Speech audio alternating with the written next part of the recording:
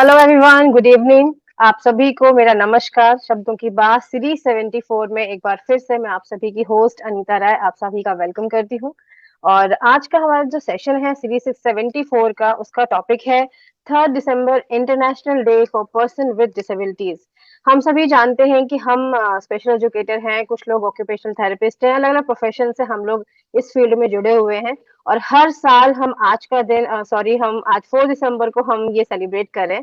But हमारा जो ये आज का सेशन है, ये 3 दिसंबर को जब हम सेलिब्रेट करते हैं वर्ल्ड डिसेबिलिटी डे, उस दिन को हमारा आज का सेशन ये मैं डेडिकेट करती हूँ। और आज जो हमारे सीरीज 74 के जो हमारे गेस्ट स्पीकर हैं, जो हमारे साथ हैं, जिन्होंने हमें ज्वाइन किया है, डॉक्टर मुकेश जी गुप्ता सर।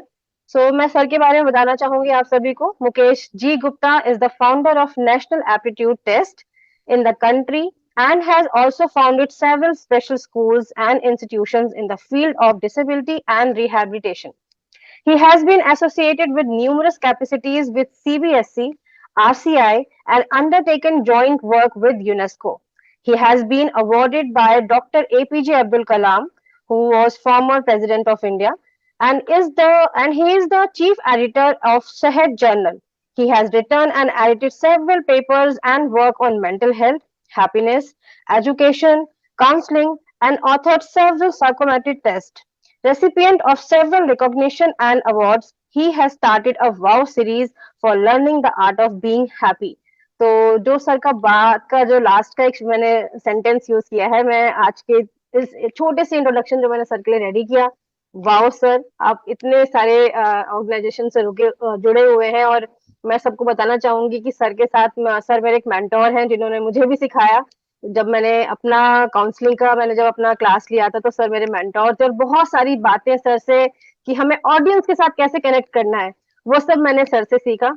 तो सर, एक बार warm welcome to you on the platform of Ek Padav, and thank you so much, आज आपने मुझे मौका दिया कि मैं आपके साथ जुड़ पाऊँ। नमस्कार सभी को। Thank you Anita Rai ji. और मैं खुद अपने आप को एक प्लेजर और प्रिविलेज है मेरा कि मैं आज एक पड़ाव से आज जुड़ा हूँ। And I think you have done a wonderful job by starting एक पड़ाव। और ये एक पड़ाव ही है निश्चित रूप से आपके लिए, और मुझे मालूम है ये आने वाले समय में ये बहुत बड़ा एक कारवां बनने वाला है। तो उम्मीद करूंगा जब ये कारवां बन जाए तब भी आप हमें ना भूलें। तो आप अभी एक पड़ाव से शुरू कर रहे हैं और कारवां बनेगा निश्चित रूप से। हमारी शुभकामनाएं, हमारी भगवान से प्रार्थना यही है कि जल्द से जल्द आप और ऊंचाइयों पे जाएं। And I am so very thankful to that we are engaging today and you have invited me to your programme. Thank you so very much. और I think we are all here in the same boat and we all have the common objectives. तो कहीं कोई अलग नहीं है, बस समय ये है कि हम आपसे समय से पहले पैदा हो गए तो थोड़ा आगे जल्दी चल रहे हैं। आप थोड़ा समय, हम तुमसे थोड़ा you are little younger than me. Probably जब आपका समय आएगा तो आप हमारे से भी आगे निकलेंगे शायद। तो ये हर कोई अपने टाइमलाइंस पे है, तो just relax, enjoy, and I think you are all doing it. Thank you so very much. Yes sir, thank you sir, thank you so much for lovely words.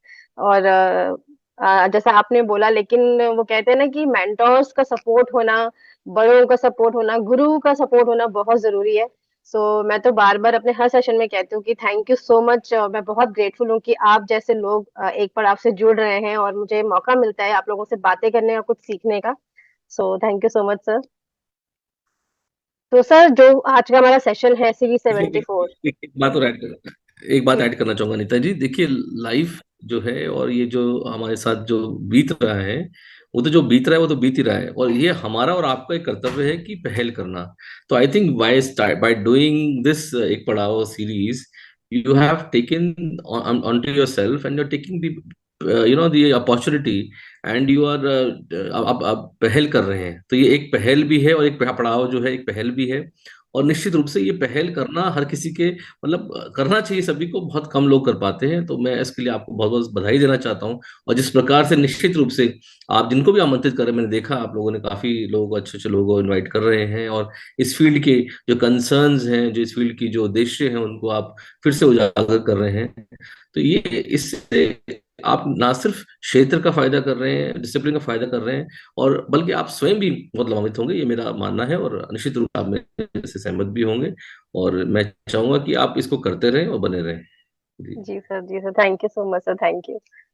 तो सर, जो आज हमारा सीरीज 74 का टॉपिक है 3 दिसंबर international day for person with disabilities.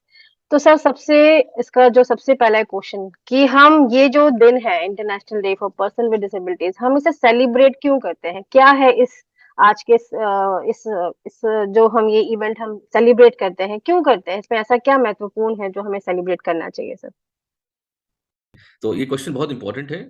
और I think इसमें सबसे जरूरी ये बात समझना है कि international day of person with disabilities 3 दिसंबर को संयुक्त राष्ट्र ने इसको इसकी उद्घोषणा की।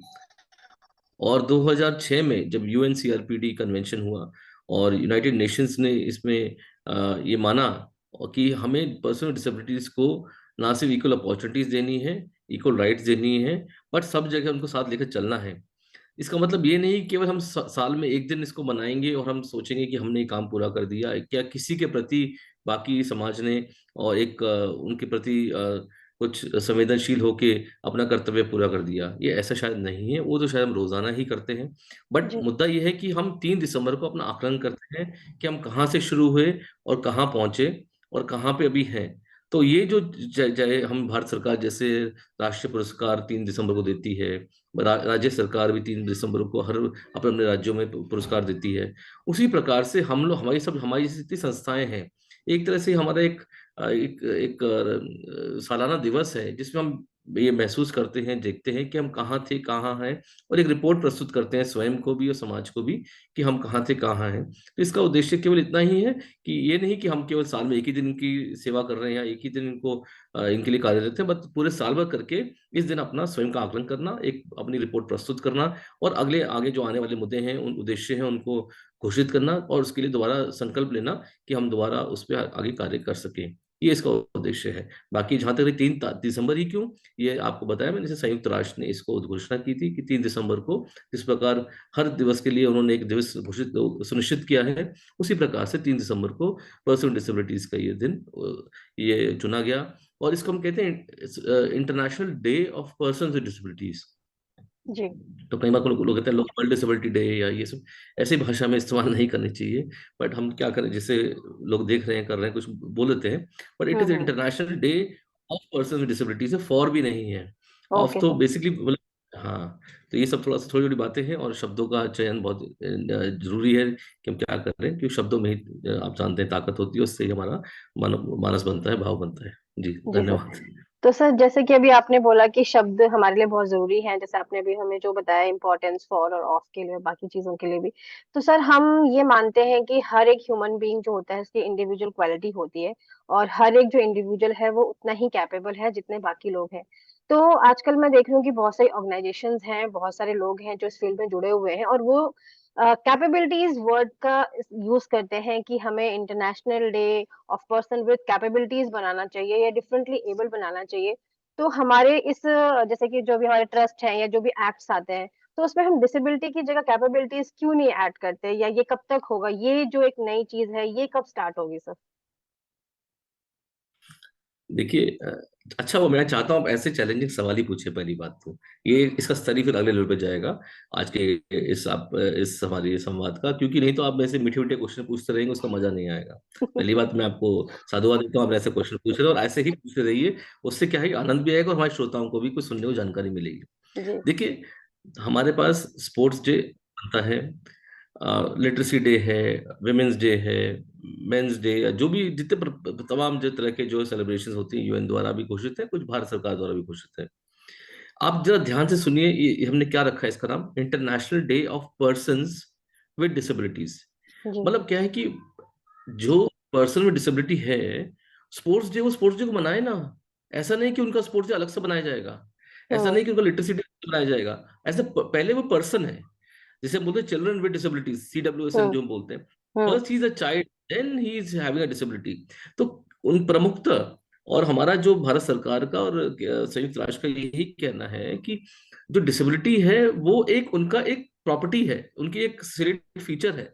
वो फीचर हम्म। को इतना उजागर ना करके, जब जब स्पोर्ट्स डे होता है, चाहे मैराथन होते हैं, आप देखिए सब जगह समावेशी रूप से सब जगह कार्य हो रहा है। तो वो जो कैपेबिलिटीज की बात कर रहे हैं, आप एबिलिटीज की जो बात का आपका क्वेश्चन था, जो आप हुनर की बात करते हैं, स्किल की बात करते हैं, या जो टैलेंट की बात करते हैं, वो सब तो वैसे ही मनाया जा रहा है। कहीं कोई पेंटिंग एग्जीबिशन है तो कौन रोक रहा है पर्सन विद डिसेबिलिटीज को उसमें आने के लिए, जाने के लिए?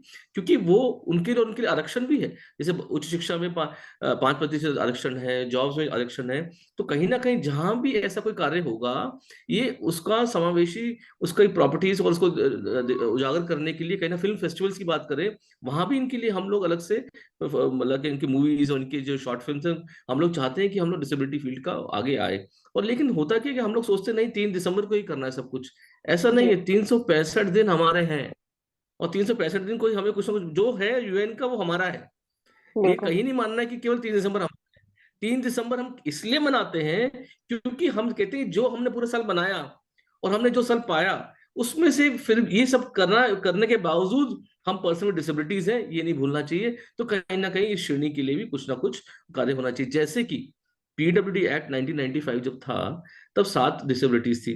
जी, इस 3 दिसंबर को जब आगे जो मंच हुए, कार्यक्रम होते थे, तो बताया गया नहीं और भी डिसेबिलिटीज हैं। तो वैसे ही इसको 21 कर दी गई, 7 से 21 कर दी गई। अब हो सकता है आने वाले समय 25 हो जाए, 30 हो जाए। तो ये सब केवल पर्सन विद डिसेबिलिटीज के उस पर्टिकुलर एक्ट, आरपीडब्ल्यूडी एक्ट के अनुसार के अनुकूल करना ही मतलब ये बेसिकली उसमें कौन कौन सी श्रेणी आएंगी वो वहां तक की प्रॉपर्टी है, वहां तक का उसका पूरा समूह को डिसाइड करने का है। लेकिन जहां तक रही बात, अगर आरपीडब्ल्यूडी एक्ट आप पढ़ लें तो उसमें तो लिखा है हर एक्ट को अपने आप को अपने हमारे हिसाब से उसको संशोधन करना है। यानी every act in this country, आप समझिए, every act in this country has to modify itself to be in balance and to be in appropriation with RPWD act. कितनी बड़ी बात कही गई है। तो इसका मतलब बाकी जो भी दिवस बन रहे हैं, बाकी जो भी देश में हो रहा है, आज जैसे इलेक्शंस चल रहे हैं, 4 दिसंबर है दिल्ली में, तो सब जगह पर्सन विद डिसेबिलिटीज के लिए कहीं कोई उनके लिए सुविधाएं भी हैं और उनके लिए संवेदनशीलता भी है। बट लेकिन ये मानना है 3 दिसंबर को हम उसको कैसे एक्सपैंड करें, कैसे उसमें लोगों जोड़ें, केवल इतना तक ही है। ये नहीं कि तीन हम्म। दिसंबर को ही हमारा सब कुछ है, बाकी 14 दिन कुछ नहीं है। शायद मैं आपका प्रश्न आंसर कर पाया हूँ, अगर आप हाँ बताइए, बिल्कुल मेरे सर। को लगता नहीं बिल्कुल सर। है। सर जैसे कि हमने आपके